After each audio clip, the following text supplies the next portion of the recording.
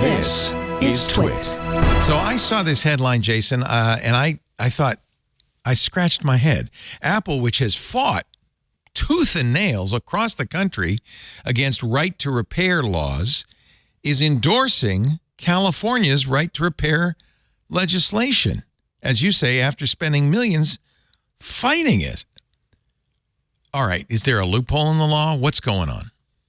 So there's actually not a loophole in the law. And after I published this, everyone was like, okay, what's the angle here? What's the catch? Why is Apple doing this?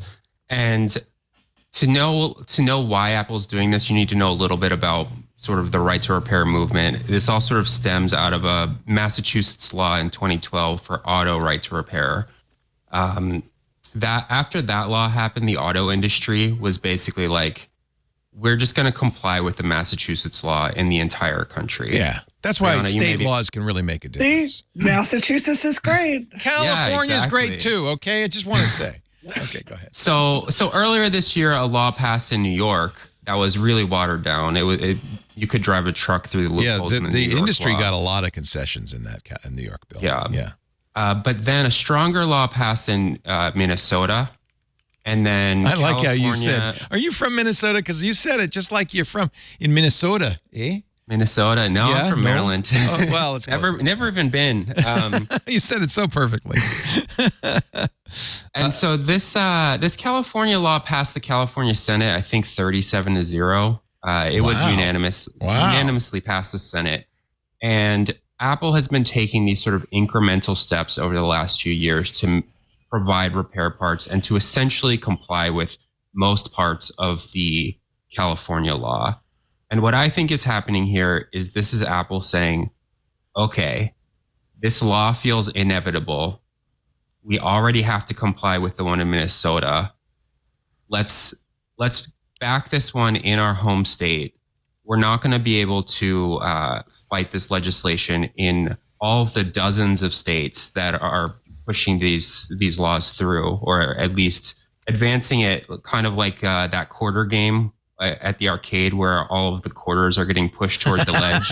And it's like, we're about to see this thing where all the quarters fall off and you get 30 or 40 different laws in 30 or 40 different states. Yeah. And that would be a nightmare, not just for Apple, but for all electronics manufacturers, where they have to comply with different sets of laws in different states. And so what I think is happening here is this is Apple saying, this is the law.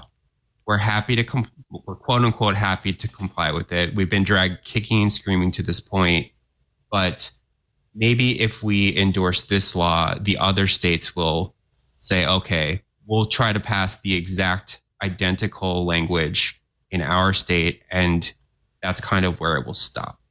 That is my theory, at least. I have a less cynical take on this, which is if you look at since Apple started to really get in the mess for their right to repair, like third-party repair infrastructure stuff.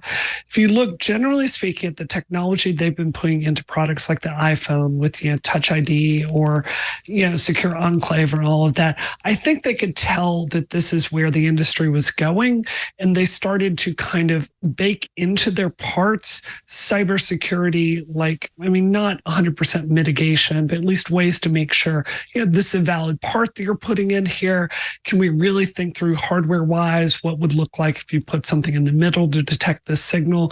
They've kind of had enough time now to really think about their products and to kind of figure out how a third-party repair person being in this, how to make everything still more secure there. Right, because this is inevitable, as you said.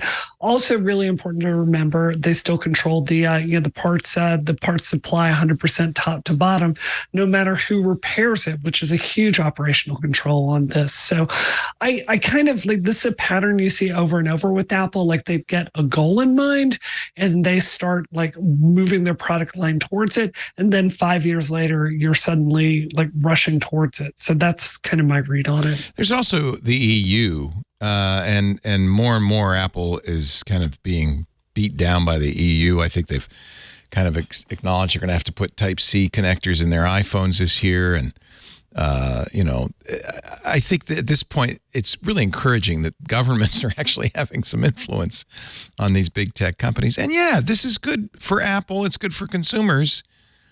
The way Apple does right to repair is ridiculous. You may remember Micah Sargent ordering the special kit that included thousands of dollars worth of equipment that comes in giant Pelican cases. They sent the kit, but they didn't send the part. He was going to put the battery into his iPhone. He waited. The part came the day after we had to send the kit back or get charged $1,500 for the kit.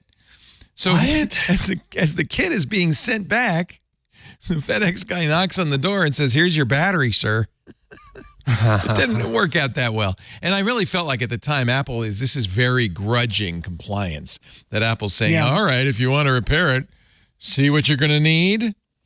But I'm glad. Well, Brianna brings up a really good point about parts pairing and about sort of the cybersecurity aspect of this, because that is something that people have pointed out since this news has come out earlier this week. There's still a lot of parts pairing issues, software issues. Like Apple still has a huge amount of control over that. And so this is Apple giving a concession, but they still have a huge level of control. And so they eventually decided, this is not going to impact us that much. And then the other thing I'll mention is a lot of the repairs that are happening now, like the sort of leading edge of repair is board level repair, where you're doing micro soldering, like, Apple's not doing that. Like, they're charging you $1,500 for a new motherboard. Exactly. And so this is not something that Apple is going to be offering through this. Like, they're not going to be offering micro soldering guides or anything like that. I'm sorry. I didn't mean to say the word motherboard in your presence. I apologize. I started and I stopped. We call them logic boards around here. Yeah. Tech Break is brought to you by ACI Learning. ACI's newest product, Insights, assists in closing lucrative skill gaps. Visit go.acilearning.com/twit. TWiT listeners will receive at least 20% off or as much as 65% off an IT Pro Enterprise Solution Plan. The discount is based on the size of your team when you fill out their form.